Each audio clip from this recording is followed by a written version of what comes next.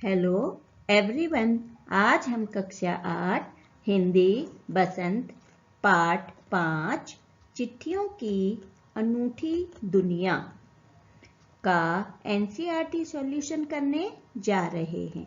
इस पाठ के लेखक अरविंद कुमार सिंह जी हैं। प्रस्तुत पाठ में चिट्ठियों की विचित्र दुनिया से हमारा परिचय कराया गया है।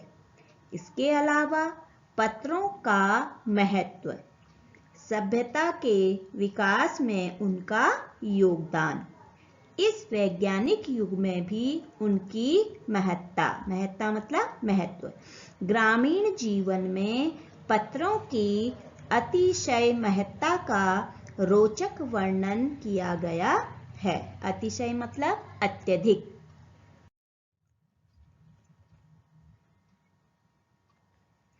पाठ से प्रश्न 1, पत्र जैसा संतोष फोन या एसएमएस का संदेश क्यों नहीं दे सकता?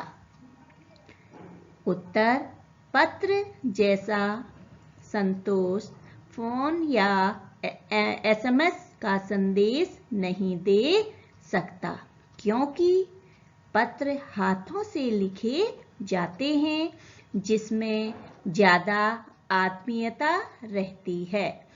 आत्मीयता मीन्स अपनापन। इन्हें हम कई सालों तक संभाल कर रख सकते हैं, जबकि एसएमएस या फोन के संदेश ना ही लंबे समय तक याद रहते हैं और ना ही हम लंबे समय तक संभाल कर रख सकते हैं। प्रश्न 2, पत्र को खत, कागज, उत्तरम, जाबू, लेख, कड़िक, पाती, चिट्ठी इत्यादि कहा जाता है। इन शब्दों से संबंधित भाषाओं के नाम बताइए। खत उर्दू भाषा में कहते हैं या उर्दू भाषा से है। कागज कन्नड़ भाषा से। उत्तरम तेलुगु, जाबू तेलुगु, लेख तेलुगु, कड़िक तमिल, पाती हिंदी, चिट्ठी हिंदी, पत्र संस्कृत। प्रश्न 3, पत्र लेखन के कला के विकास के लिए क्या क्या प्रयास हुए हैं, लिखिए। उत्तर, पत्र लेखन की कला को विकसित करने के लिए स्कूली पाठ्यक्रमों में पत्र लेखन विषय शामिल किया गया। पाठ्यक्रम यानी सिलेबस। विश्व डाक संघ ने अपनी ओर से प्रयास किए और 16 वर्ष से कम आयु वाले बच्चों के लिए पत्र लेखन प्रतियोगिताएं आयोजित करने का सिलसिला सन 1972 से शुरू किया गया। प्रश्न 4, पत्र धरोहर हो सकते हैं, लेकिन एसएमएस क्यों नहीं? तर्क सहित अपना विचार लिखिए। धरोहर यानी जिस चीज को हम संभाल कर रखते हैं। पत्र धरोहर हो सकते हैं क्योंकि उनको लंबे समय तक सुरक्षित रख सकते हैं, लेकिन एसएमएस नहीं, क्योंकि एसएमएस लंबे समय तक याद भी नहीं रहते और ना ही इसको हम लंबे समय तक संभाल कर रख सकते हैं। प्रश्न 5, क्या चिट्ठियों की जगह कभी फैक्स, ईमेल, टेलीफोन तथा मोबाइल ले सकते हैं? उत्तर, चिट्ठियों की जगह कभी फैक्स, ईमेल, टेलीफोन तथा मोबाइल नहीं ले सकते, क्योंकि इनमें आत्मीयता यानी अपनापन, अपनेपन का अभाव होता है। पत्र लेखन शुरू से अब तक चल रहा है। इसका प्रचलन कम नहीं हुआ है। लोग इसको सहेज कर लंबे समय तक रख सकते हैं। पाठ से आगे प्रश्न है, किसी के लिए बिना टिकट सादे लिफाफे पर सही पता लिखकर पत्र बैरंग भेजने पर कौन सी कठिनाइयां आ सकती हैं? पता कीजिए। उत्तर, किसी के लिए बिना टिकट सादे लिफाफे पर सही पता लिखकर पत्र बैरंग भेजने पर पत्र पाने वाले को टिकट के पैसे देने पड़ते हैं और अगर पता सही नहीं है तो आपका पत्र वापस आ सकता है। पिन कोड भी संख्याओं में लिखा गया एक पता है। कैसे? पिन कोड भी संख्याओं में लिखा गया एक पता है, जिसका पूरा रूप है पोस्टल इंडेक्स नंबर। यह 6 अंकों में होता है। पिन कोड किसी खास क्षेत्र को संबंधित करता है। इसके साथ पत्र लेखन वाले का नाम और पता भी लिखना पड़ता है। आठ से आगे प्रश्न 3, ऐसा क्यों होता है कि महात्मा गांधी को दुनिया भर से पत्र महात्मा गांधी इंडिया पता लिखकर आते थे? महात्मा गांधी बहुत ही प्रसिद्ध व्यक्ति थे।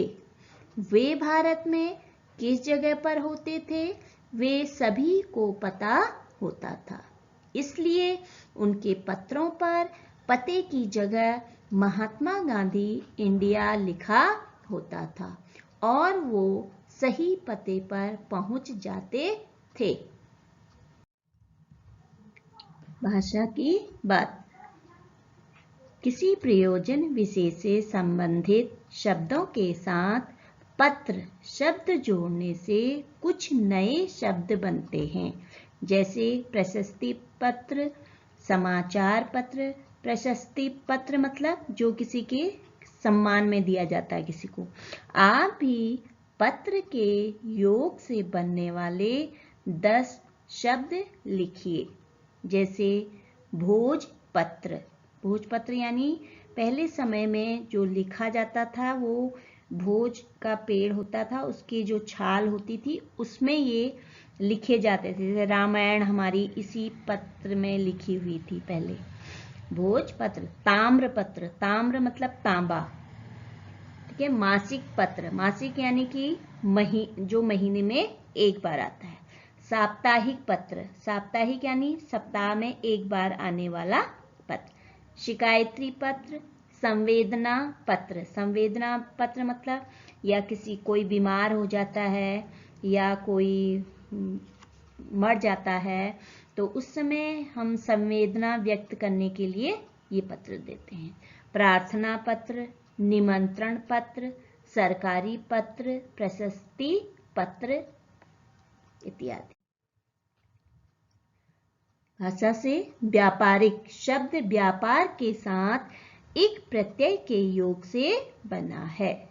एक प्रत्यय के योग से बनने वाले शब्दों को अपनी पाठ्य पुस्तक से खोजकर लिखिए। जैसे पहला है राजनीति। राजनीति में हमने एक प्रत्यय लगाया तो बन गया राजनैतिक। इसी तरह साहित्य वर्ड में हमने एक प्रत्यय लगाया तो बना साहित्यिक। वैसे व्यवहार में हमने एक प्रत्यय लगाया तो बन गया व्यवहारिक। इसी तरह इतिहास में हमने एक प्रत्यय लगाया तो बन गया ऐतिहासिक। इसी तरह संस्कृति में हमने एक प्रत्यय लगाया तो बन गया सांस्कृतिक। अगला प्रश्न भाषा से, दो स्वरों के मेल से होने वाले परिवर्तन को स्वर संधि कहते हैं। जैसे रविंद्र, रवि प्लस इंद्र, इस संधि में ई और ई मिलकर बड़ी ई हुई हैं, यानी ई और ई मिलकर बड़ी होती हैं। इसे जो है दीर्घ संधि कहते हैं। दीर्घ स्वर संधि के और उदाहरण खोजकर लिखिए। मुख्य रूप से स्वर संधियां 4 प्रकार की मानी गई हैं: दीर्घ संधि, गुण संधि, वृद्धि संधि और यण संधि। ह्रस्व या दीर्घ। ह्रस्व मीन्स छोटा, दीर्घ मीन्स बड़ा। ह्रस्व स्वर होते हैं जैसे अ, ई, उ, और दीर्घ स्वर जिनमें बोलने में हमें ज्यादा समय लगता है आ, ई, बड़ी ई, बड़ा ऊ के बाद ह्रस्व या दीर्घ अ, ई, उ, आ आए तो ये आपस में मिलकर क्रमशः दीर्घ हो जाते हैं। दीर्घ यानी दीर्घ आ, ई, उ हो जाते हैं। इसी कारण इस संधि को दीर्घ संधि कहते हैं। जैसे संग्रह प्लस आलय, संग्रह अ प्लस आ, तो अ प्लस आ मिलके आ हो जाता है, तो हमारा शब्द बना संग्रहालय। इसी तरह महा प्लस आत्मा, आ प्लस आ मिलके बना आ, तो बन गया ये महात्मा। इस प्रकार कम से कम 10 उदाहरण खोज कर लिखिए। उत्तर देव प्लस आलय, अ प्लस आ मिलके बना आ, तो शब्द बना हमारा देवालय।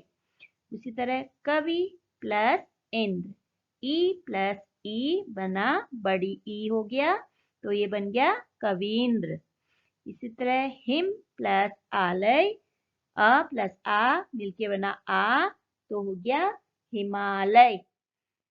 विद्या आ प्लस अर्थी अ, तो ये आ बन गया तो हो गया विद्यार्थी। इसी तरह मही, मही प्लस इंद्र, बड़ी ई और छोटी ई मिलके बड़ी ई हो गया है, तो ये बन गया महेंद्र। इस तरह वधु प्लस उत्सव, यानी बड़ा ऊ और छोटा ऊ मिलके बड़ा ऊ हो जाता है, तो हो गया वधुत्सव। उसी तरह भानु प्लस उदय, छोटा ऊ और दोनों छोटे ऊ हैं, इनको मिलकर ये बने हैं बड़ा ऊ, तो ये क्या हो गया भानुदय। उसी तरह मत प्लस अनुसार, अ प्लस अ मिलकर आ हो गया है, तो देखो त में आ की मात्रा आ गई, मतानुसार। उसी तरह मुनि प्लस ईश्वर, यानी छोटी ई और बड़ी ई मिलके बड़ी ई हो गया है, तो ये हो गया मुनीश्वर। उसी तरह सदा प्लस आचार, आ प्लस आ मिलकर आ हो गया है, तो ये हो गया सदाचार। बच्चों, अगर आपको हमारी वीडियो पसंद आई है तो वीडियो को लाइक करें। नई वीडियो के लिए अरिंजय एकेडमी को सब्सक्राइब करना ना भूलें और अपने फ्रेंड्स के साथ शेयर करें WhatsApp, Facebook, LinkedIn and Twitter पर। अगर आपको कोई क्वेरी है तो आप कमेंट बॉक्स में हमसे पूछ सकते हैं। धन्यवाद।